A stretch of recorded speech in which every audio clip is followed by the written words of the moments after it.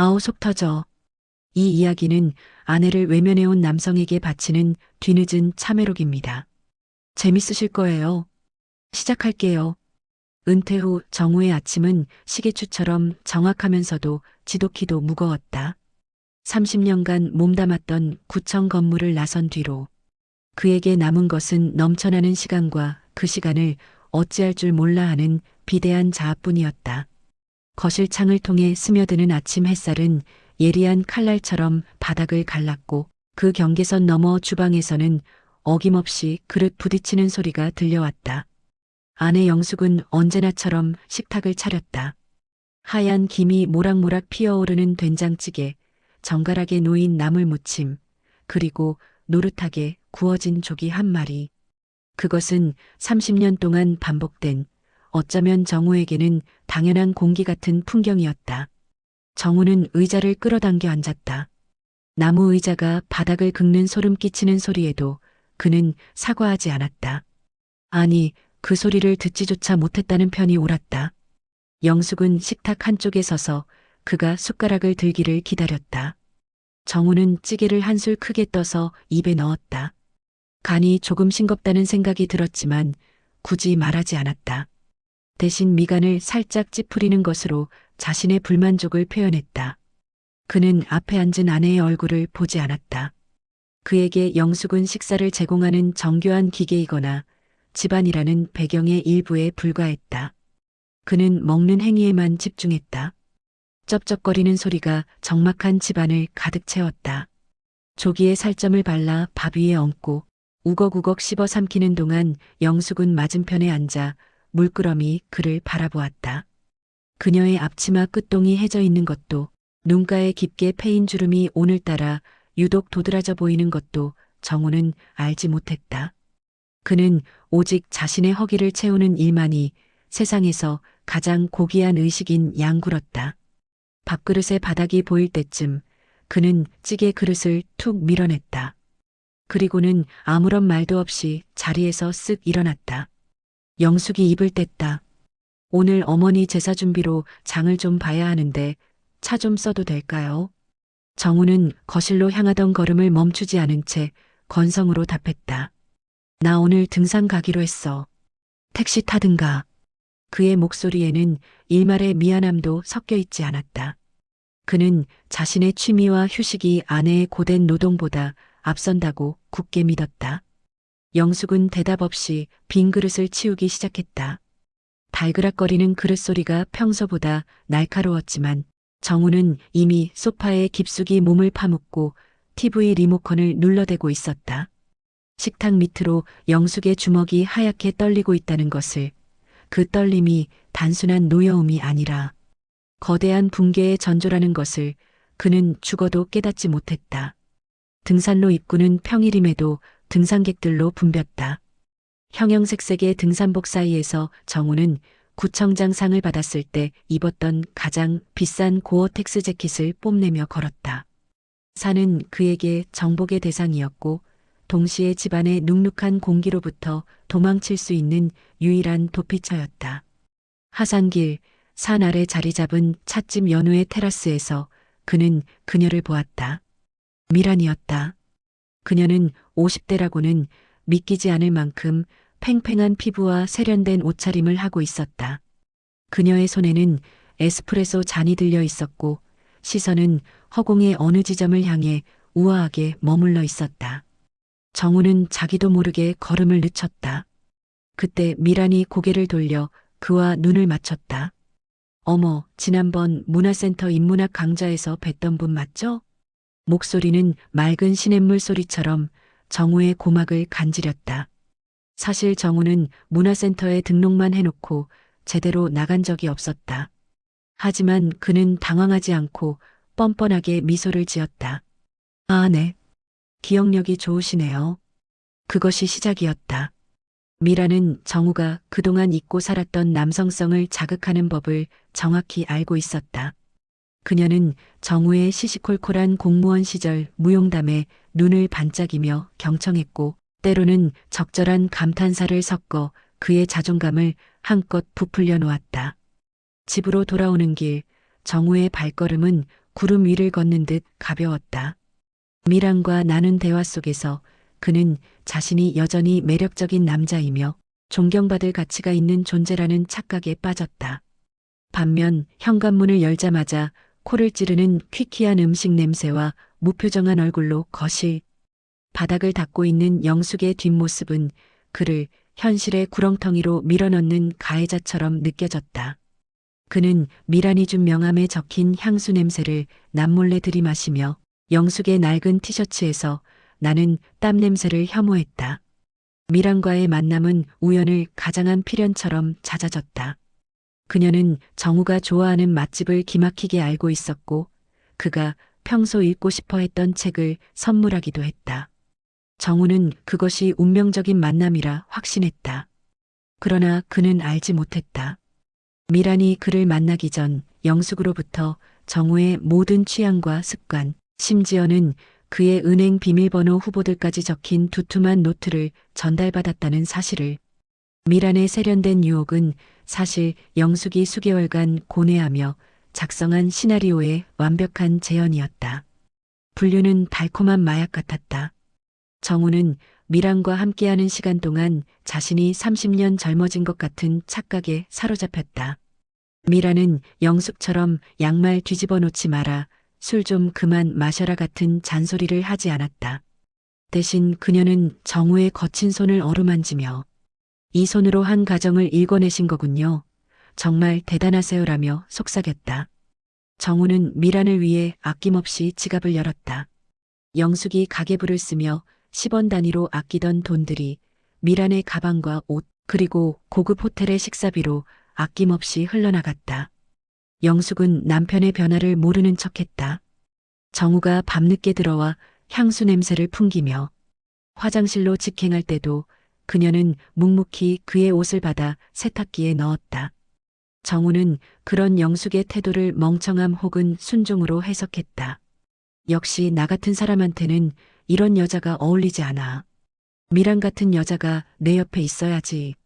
정우의 오만함은 극에 달했다. 그는 이제 대놓고 미란과 전화를 주고받았고 영숙의 면전에서 외박을 선언하기도 했다. 어느 날 오후 영숙은 정우와 미란이 다정하게 팔짱을 끼고 백화점을 쇼핑하는 현장을 목격했다. 그녀는 기둥 뒤에 숨어 그들을 지켜보았다. 정우는 미란에게 고가의 목걸이를 걸어주며 환하게 웃고 있었다. 영숙의 심장은 분노로 타올랐을까? 아니, 그녀의 눈동자는 얼음처럼 차가웠다. 그녀는 떨리는 손으로 휴대폰을 꺼내 미란에게 짧은 메시지를 보냈다. 지금이야. 더 과감하게 요구해. 입금 완료했어. 미란은 메시지를 확인하고는 정우의 품에 더 깊숙이 안기며 애교를 떨었다. 정우는 자신이 이 금지된 사랑의 주인공이라 믿었다. 그는 영숙과의 결혼 생활을 지긋지긋한 감옥으로 정의했고 미란을 그 감옥의 벽을 부수고 나타난 천사로 여겼다. 그는 서서히 이혼을 머릿속에 그리기 시작했다. 재산을 좀 떼어주더라도 이 지옥 같은 일상에서 벗어나 미란과 함께 남은 여생을 화려하게 보내고 싶다는 욕망이 그를 지배했다. 그는 자신이 파멸의 늪으로 자진해서 걸어 들어가고 있다는 사실을 까맣게 잊은 채 불꽃 같은 사랑의 환희에 몸을 던졌다. 결국 올 것이 왔다. 영숙은 정우의 서재 책상 위에 한 뭉치의 사진과 서류를 올려두었다. 정우와 미란의 미래 장면들이 담긴 사진들이었다. 정우는 당황하기는커녕 오히려 적반하장으로 소리를 질렀어. 당신 이게 뭐야? 내 뒤를 캔 거야? 영숙은 평소와 달리 차분한 목소리로 답했다.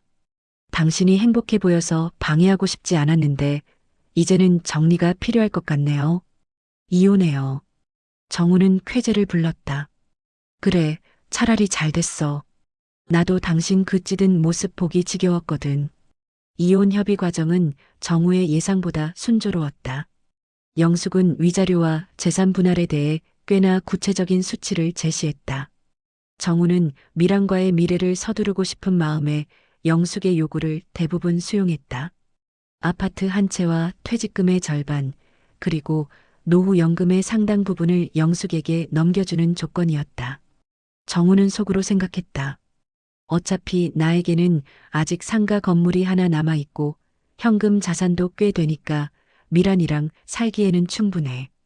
그는 서류에 도장을 찍으며 해방감을 만끽했다. 법원을 나서는 길, 영숙은 정우에게 마지막으로 물었다. 당신 정말 후회 안 하겠어? 정우는 코방귀를 뀌었다. 후회? 당신이랑 사는 게 후회였지. 이제 난 진짜 인생을 살 거야. 영숙은 옅은 미소를 지으며 돌아섰다. 정우는 그 미소의 의미를 알 리 없었다. 집으로 돌아온 영숙은 정우가 남기고 간 낡은 물건들을 하나둘씩 폐기물 스티커를 붙여 집 밖으로 내놓았다. 그녀는 30년간 닦아온 거실 바닥을 마지막으로 닦으며 남편의 흔적을 지워나갔다. 그녀의 얼굴에는 슬픔 대신 알 수 없는 환희가 감돌았다. 정우는 곧바로 미란의 오피스텔로 짐을 옮겼다. 미란은 눈물을 흘리며 그를 맞이했다. 정우 씨, 정말 저를 위해 그 큰 결정을 내리신 거예요? 감동했어요. 정우는 미란을 품에 안으며 호언장담했다. 걱정 마, 미란아. 이제 우리 방해할 사람은 없어. 내가 너 평생 공주처럼 모실게. 그는 자신이 승리자라고 확신했다. 지긋지긋한 과거를 청산하고 완벽한 사랑을 쟁취했다는 승리감에 취해 그는 영숙이 정성껏 꾸려놓았던 자신의 삶의 토대가 얼마나 순식간에 무너져 내릴 수 있는지를 전혀 짐작하지 못했다. 미란과의 동거는 꿈만 같았다. 그녀는 매일 아침 향긋한 커피와 토스트를 준비했고 정우가 좋아하는 클래식 음악을 틀어놓았다. 영숙의 투박한 찌개 냄새가 나지 않는 집안은 마치 잡지 속 화보 같았다. 정우는 미란의 제안으로 남은 자산을 투자하기 시작했다. 미란은 지인을 통해 얻은 확실한 정보라며 신도시 개발 예정지의 땅과 수익형 호텔에 투자할 것을 권유했다. 정우 씨 명의로 하면 세금이 많이 나오니까 일단 제 명의로 해두고 나중에 합쳐요. 우리는 이제 하나잖아요. 정우는 망설임 없이 자신의 인감도장을 미란에게 맡겼다. 미란은 정우의 남은 현금과 상가 건물까지 담보로 잡아 대규모 투자를 진행했다. 정우는 미란이 보여주는 화려한 수익률 그래프와 계약서들을 보며 장밋빛 미래를 꿈꿨다. 그는 이제 은퇴한 공무원이 아니라 수십억 자산가로서의 제2의 인생을 목전에 둔 성공한 남자가 된 기분이었다. 그는 미란과 함께 크루즈 여행 카탈로그를 보며 어디로 떠날지 행복한 고민에 빠졌다. 하지만 시간이 흐를수록 미란은 조금씩 변해갔다. 예전처럼 다정하게 그의 무용담을 들어주는 대신 정우 씨, 이번에 잔금이 좀 모자라는데 어떻게 하죠? 라며 돈 이야기를 꺼내는 횟수가 늘었다. 정우가 조금이라도 망설이는 기색을 보이면 미라는 저를 못 믿으시는 거예요? 역시 정우 씨도 다를 바 없네요 라며 눈물을 보였다. 정우는 미란의 눈물에 무너졌다. 그는 미란을 달래기 위해 비상금까지 탈탈 털어 그녀에게 넘겼다. 그는 미란에게 완전히 종속되어 있었다. 미란이 없으면 자신의 삶은 다시 그 퀴퀴한 침묵 속으로 돌아갈 것이라는 공포가 그를 지배했다. 정우는 미란이 요구하는 모든 것에 응, 알았어라고 답했다. 그것은 마치 30년 전 영숙이 그에게 했던 순종과 닮아 있었지만 정우는 그 사실을 인지하지 못했다. 그는 오로지 미란이라는 환상을 유지하기 위해 자신의 영혼과 재산을 제물로 바치고 있었다. 미란은 정우가 잠든 밤 어둠 속에서 영숙에게 보고를 올렸다. 거의 다 됐어. 다음 주면 끝이야. 사건은 정우가 미란과 함께 해외여행을 떠나기로 한 전날 발생했다. 짐을 싸기 위해 집에 일찍 들어온 정우는 텅 빈 오피스텔을 마주했다.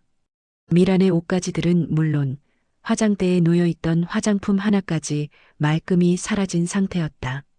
정우는 당황하며 미란에게 전화를 걸었지만 돌아오는 것은 없는 번호라는 냉정한 기계음뿐이었다.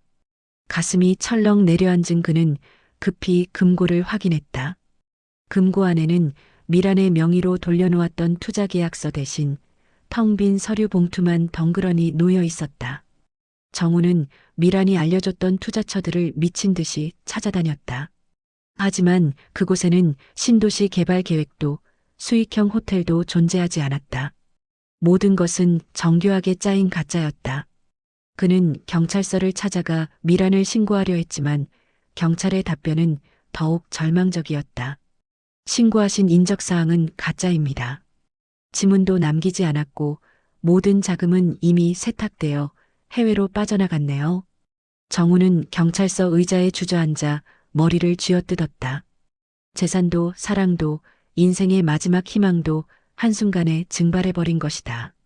며칠 동안 정우는 넋이 나간 사람처럼 거리를 헤매었다. 그는 미란과 자주 갔던 찻집, 레스토랑을 뒤졌지만 그 어디에도 그녀의 흔적은 없었다. 그러다 그는 우연히 미란의 실체를 알게 되었다.